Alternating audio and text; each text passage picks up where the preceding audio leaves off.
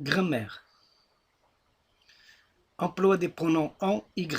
L'emploi du pronom on, le pronom on s'emploie comme complément d'objet direct pour remplacer un nom précédé de l'article partitif de la, du, de, l'apostrophe D.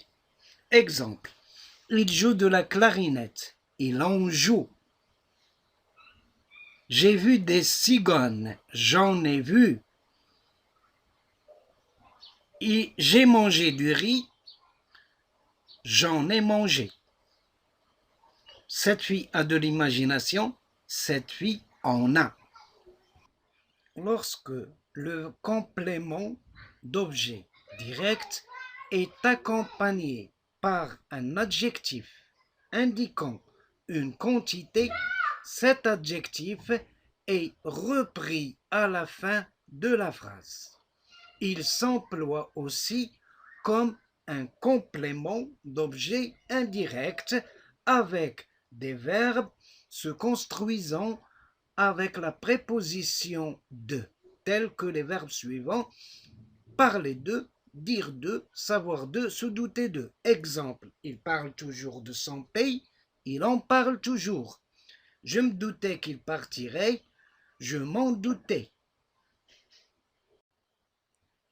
Dans un registre de la langue soutenue, on ne doit pas utiliser en pour remplacer un animé.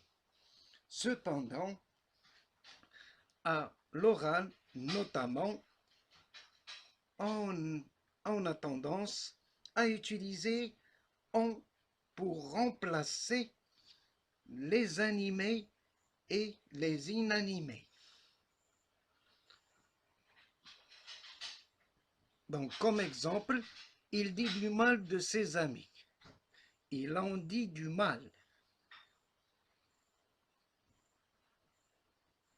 On le trouve, enfin, en fonction de compléments circonstanciels de lieu, quand celui-ci indique la provenance, venir de, sortir de, etc.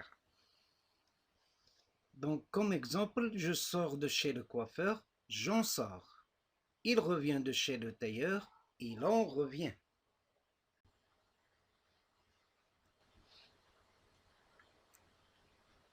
L'emploi du pronom i. Le pronom i s'emploie comme complément d'objet indirect, avec des verbes se construisant avec la préposition à, tel penser à, tenir à, participer à. Donc, comme exemple, il tient énormément à sa voiture, il y tient. Ou encore, il a participé au match, il y a participé. Le pronom i ne peut en principe remplacer qu'un inanimé. On dira, exemple, il pense à ses amis. Il pense à eux. Et on ne peut pas dire il y pense. Le pronom i s'emploie aussi comme un complément circonstanciel de lieu, avec des verbes indiquant la direction. Aller à, partir pour, se rendre à. Je me rends à Paris, je m'y rends. Ou bien, nous allons à Marrakech, nous y allons.